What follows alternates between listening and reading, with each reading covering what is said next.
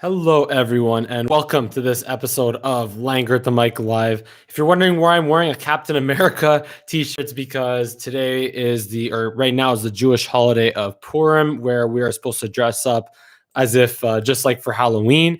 And that's also why I had to, again, record the game and watch the tape of it after an event I had tonight for Purim, of course, and watch it late. And now that's why I'm streaming now at 12:45 midnight.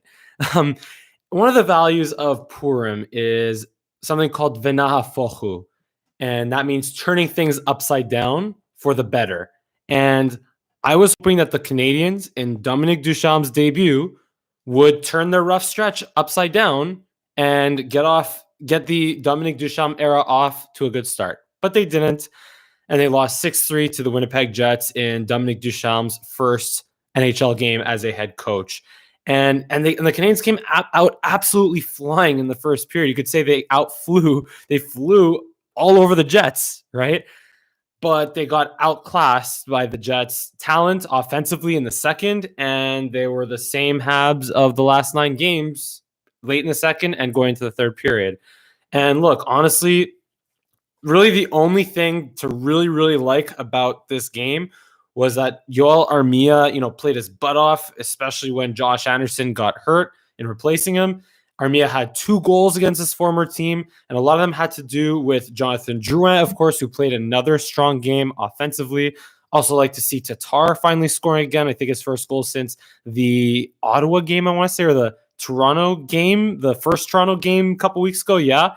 And he scored the power play goal, the first Habs power play goal since against the Ottawa Senators on Saturday afternoon before the Super Bowl. And it was nice to see Jesperi Kotkaniemi make a really nice play and, feed Tatar on the 2-on-1 for essentially an NHL goal, an NHL 20 or NHL 21 goal on Xbox or PS4. And it was also nice for Alexander Burrows to break the slump in his first game as an assistant. And there were moments in this hockey game, at least early on, where it looked like, whoa, they finally figured this out. I found Danault's line with Gallagher and Tatar was pretty good overall at 5-on-5. And the Habs did play with a lot of speed and intensity early in the game. But like I said, same old bad habits that have plagued them in the last 9 games where they're undoing, the penalty trouble again, just not like statistically they're okay on the penalty kill, 3 for 4, but it ruined their offensive rhythm, and goals resulted obviously the power play goal. The Jets got the first Kyle Connor goal, and then of course the I think it was the not the Thompson one, but the one before that came right after a power play. I think it was actually the Thompson goal that came right after a power play. Canadians turned pucks over way too much in this game. They got dominated in the faceoff circle, and look, the Jets, they have the talent to make you pay and score 6 goals that the Ottawa Senators might not necessarily be able to, except maybe 5 goals in overtime. But yeah, just the Jets will make you pay for your mistakes that you make. And honestly, a lot of people have criticized Weber's play over the season, and especially during this losing streak. And I haven't as much, but his second period, Shea Weber's second period was brutal. It was awful. Probably one of Shea Weber's worst periods of the season, between the delay of game penalty, which is okay, a bit of a fluke because he tried to bat it out of midair and clear the crease. But when it's the 7th or 8th delay of game penalty the Canadiens have taken this season, again, it's a trend, that has to end. That just becomes a fact, a player issue of indiscipline. Just don't flick the puck out of play. Figure out something else to do and get it out of there. You can argue it's a dumb rule, sure, but it's the rule and it is what it is, and you have to find a way to not put the puck out of play. But not only did that penalty lead to the first Winnipeg goal, but on the second, or on the Jets, the second Kyle Connor goal, Shea Weber was absolutely lost. You can maybe argue that Paul Byron was late on the back check, but Weber as a defenseman has the play in front of him, should pretty much notice that Byron's there on the back check. I think it was Stastny. Yeah, Stastny was the high guy, and Byron is taking Stastny, so Weber should take Kyle Connor in front of the net. But Weber left him wide open, and Kyle Connor had a pretty easy finish on Carey Price on the second one. And then also, of course, Shea Weber deflected Price on the Wheeler goal.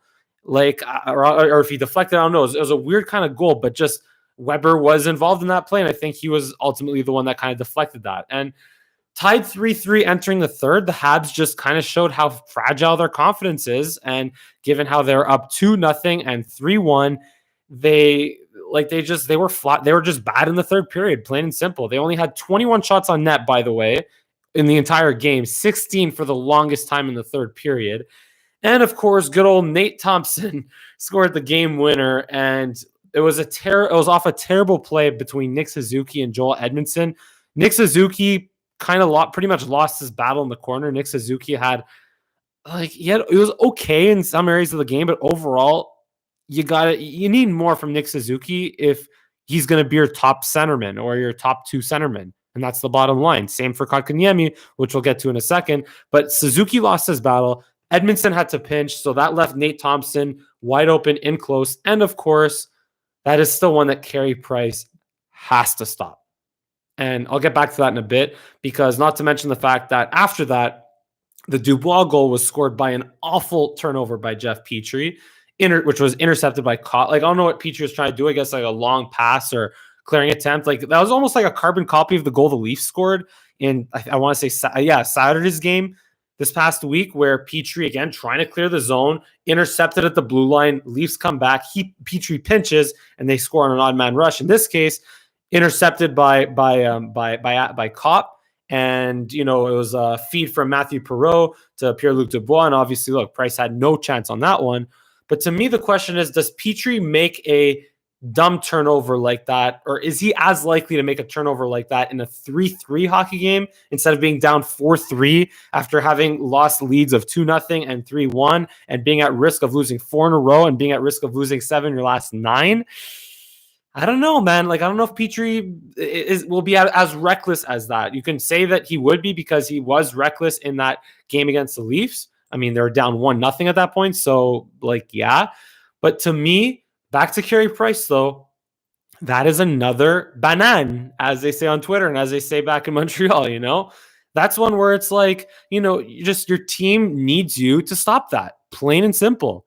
He got left in front, but it's Nate Thompson. That was his first goal of the season, and he was your rotational fourth-line center last year. He's not a guy that scores goals, of course. So you got to stop that at that point in the game, 3-3, and give your team a chance to claw their way back into it, The same way he did against Ottawa earlier this week. Carey Price, more often than not, gave the Habs a chance to claw back into that Ottawa game. I mean, look, he gave up the banana to Brady Tkachuk, which he absolutely should have stopped, and that was terrible. But at least until that point in the game, Price had done whatever he could to get the Canadiens back into that game against the Ottawa Senators. But anyway, so instead of making that save, of course, in this game, he got beat 5-hole, and that pretty much brings, the guarantee. Carey Price is guaranteed for 2 things this year: getting beat 5-hole or having a weak 5-hole, weakness with his 5-hole, and being due for 1 bad goal per game. You can kind of, a lot of the times those events will happen on the same play, but that's been Carey Price this year, and it's concerning. And that's why Dominique Ducharme, one of his many tough decisions in his very early NHL career as a head coach, is he must decide what is more important: Carey Price's confidence or winning hockey games. Because another thing, I firmly believe Carey Price should never wear the red pads again. Ever, ever, ever, ever. Because that's one of the first things he should do in terms of getting his confidence back. Because he's a pro athlete, and he won't say that it's a reason why he's struggling, and he'll ignore it, and he'll never admit that that's why he's struggling if anyone asked him. And it obviously doesn't directly affect how he plays, but I'm sure it's in his mind somewhere, in his subconscious. The same way that Jeff Petrie's wife on Instagram says how the Habs hate the reverse retros, right? And when you have the players hating the reverse retro jerseys, guess what? It creates this negative energy that Shea Weber alluded to. Maybe not overall the same negative energy in every hockey game, but at least when they wear the blue reverse retros, it creates a negative energy. And for Carey Price, over the last 15 years of his career, whenever he wears red pads, just for whatever stupid reason, he plays less effectively than he plays in white pads. So honestly, if I'm Dominique Ducharme, I give Jake Allen the net on Saturday. And if the Canadiens win, I give Jake Allen another game, and I give Allen the net until the Habs lose. And then I'll go back, and only then will I go back to Price. And even further, this will sound very, very weird, but if I'm Stéphane Waite, like, I just tell Price, like, look, you're not getting the net back until you stop wearing those stupid red pads. And that message, I feel like, would come even stronger, or would sound very, like, even stronger from Stéphane Waite as the goalie coach than a rookie head coach like Dominique Ducharme. But, like, just like, what are you trying to prove by wearing the stupid red pads? And I know I'm spending a lot of time talking about it, but just you're struggling. And if you're going to change something, change the stupid equipment that you're wearing that you clearly struggle in. So anyway, look, Carey Price is still one of my favorite goaltenders, and I want Price to do well. I want Price to do well so badly, but I also cheer for the Montreal Canadiens to win hockey games, and Jake Allen gives them a better chance to win hockey games right now. So anyway, that's pretty much it on Carey Price for this video, at least. One more thing in terms of Ducharme in this game. I'm interested, like, whenever there's a new coach, obviously, it's always interesting to see, how he uses his players in terms of the time, in terms of ice time. And looking at the ice times from this game, Sherratt and Weber and Petrie were 20 plus minutes, of course. But what was interesting is that Romanov and Kulak played 15 and 13 minutes respectively. I think you would see Romanov and Kulak or Mete play a little bit more over 14 or 15, more regularly at least. And it was nice to see Tatar play 16 minutes, which was nice. And I think he deserved it tonight, at least, especially early on in the game. But what was a little concerning was that Philip Deneau played 21 minutes this one. And that's, granted, there was a lot of PK time that Deneau played, and he was pretty effective on the penalty kill. Suzuki played 19 minutes, but Jesperi Kotkaniemi only played 13 minutes in this one, and Paul Byron played 10 minutes as the fourth line center. But clearly what's kind of happening here, I mean, it was a tight hockey game throughout most of it, but clearly what's happening is that Dominique Ducharme is shortening his bench a little bit more than Claude Julien would in terms of at least the forwards. Like, and it's just disappointing to see Jesperi Kotkaniemi being on the short end of it. And like, he had a really nice play on the Tatar goal with kind of making something out of the broken play that was given to him. But just, there were also plays where it's like, look, he's on the rush and his plan is to get the puck deep, but he just fans on his pass and it becomes a turnover instead of getting the puck deep. Simple plays like that, Kotkaniemi's still missing every now and then, Also from Ducharme, we did see a couple of nice set face-off plays, especially late when Byron was tasked with beating out the icing, and it kind of worked the second time. It led to some offensive pressure. But yeah, look, and also, obviously, I haven't mentioned too much on Josh Anderson yet. I did really like how Dominique Ducharme played him on the first shift with the Deneau line to start, because I feel like Josh Anderson, what he does so well is that he's at his best in the first period, and he's at his best at setting the tone of a hockey game early on. And it obviously sucked to see him get hurt on what appeared to be a pretty dirty play by Dylan DeMello. Like, it appeared to be a slew foot.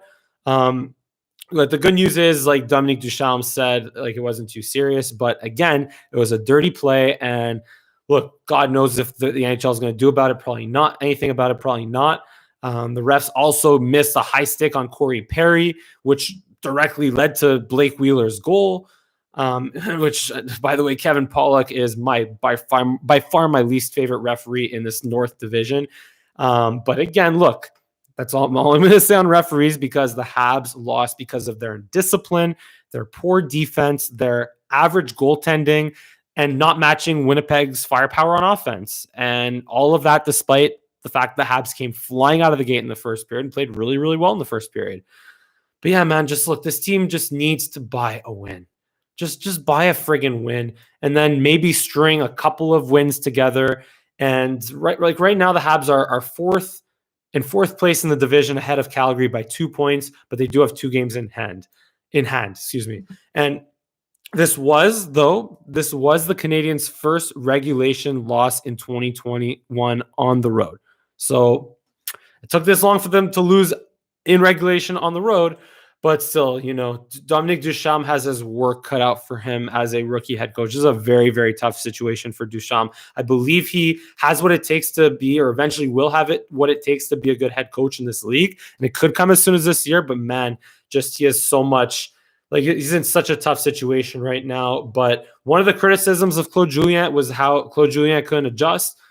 Look, let's just see how Dominique Ducharme adjusts, plain and simple. And he has his work, his difficult path ahead of him continues this coming Saturday against the Winnipeg Jets, where, again, will we see Price? Will we see Allen? I don't know. I would put Allen, but hey, it's late. It's 1 a.m. If you've been watching, thank you so much for tuning in on this live stream, this Habs-Jets postgame show here on Langer at the Mic. As usual, if you enjoy my content, give me a big thumbs up on this video. Subscribe to my channel. Give me a follow on Twitter and Instagram at Mike Langer. I'll include that in the description below. And thank you so much for watching this Habs postgame show here on Langer at the Mic Live. I look forward to seeing you again next time on Saturday night.